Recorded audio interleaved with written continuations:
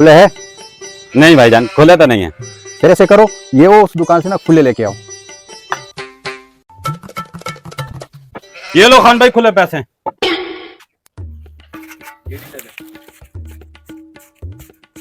ओहो मड़ा, जाओ एक नसवार भी लेके आओ।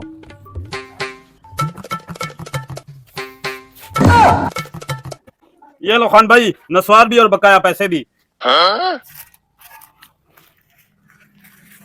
ये लो 10 रुपए, 5 तुम रखो, 5 हमें वापस दो।